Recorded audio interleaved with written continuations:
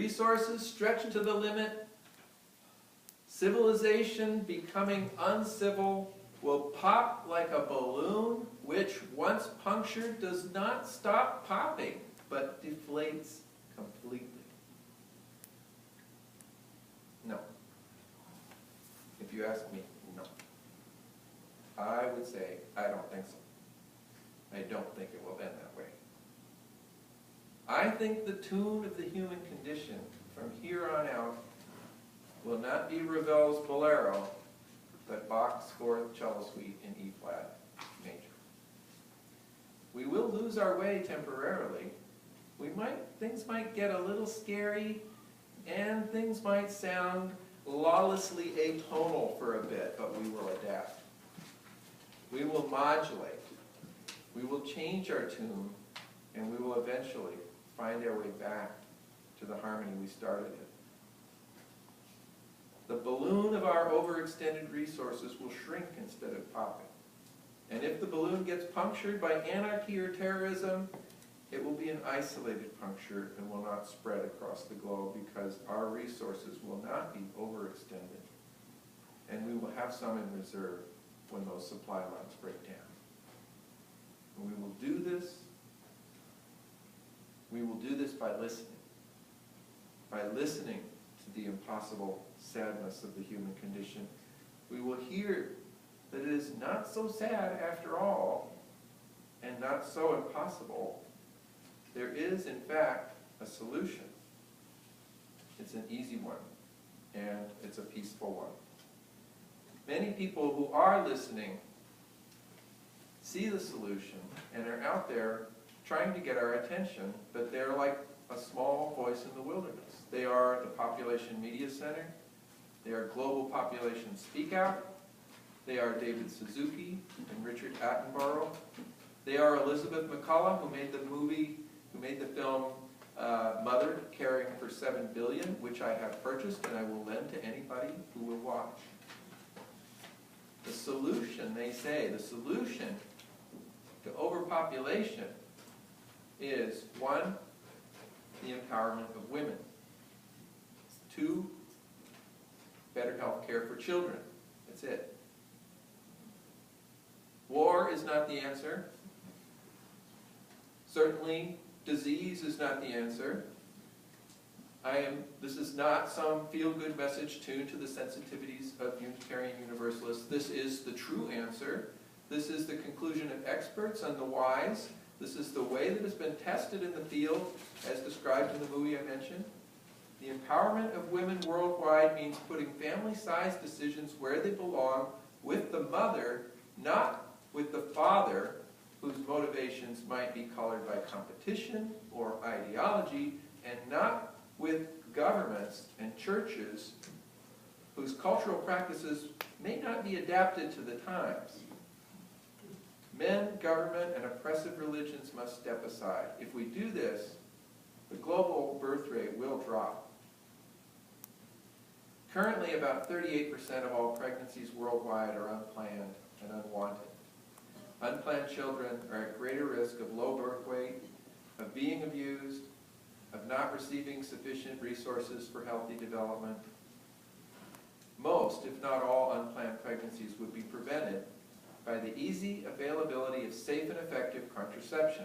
Contraceptive technologies exist, but in poor countries, cost is a factor, and women must be empowered to take advantage of these technologies, and they must be educated early. And the health of our children is critical to stop population growth because mothers whose children are healthy choose to have fewer children.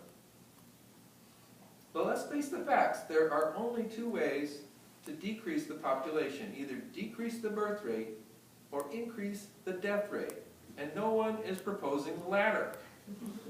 So the course is clear. We are currently headed the wrong direction, but the course is clear. And the signs are promising that we are ready to turn it around. The global population growth rate has been stagnant for the last 20 years. It is no longer accelerating. We're not doubling. Many countries in Europe and regions in China and Japan are already shrinking in population.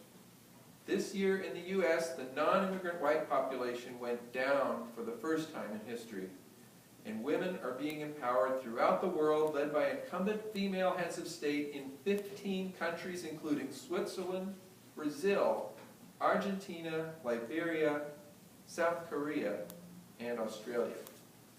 And on the 25th of this month, a Texas abortion bill that would have shut down 90% of all abortion providers in the state was stopped by a filibuster carried out by Texas State Senator Wendy Davis and a crowd of loud, unruly protesters there is hope.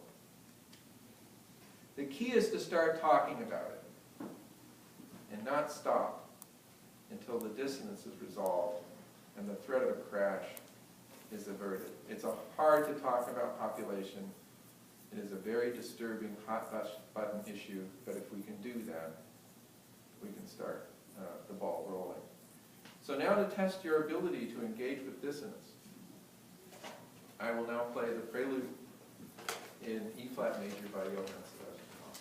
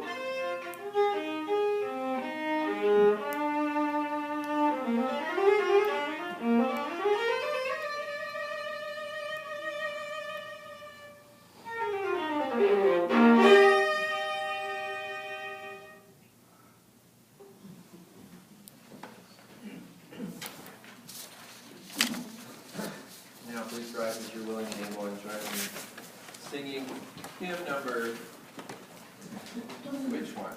1059.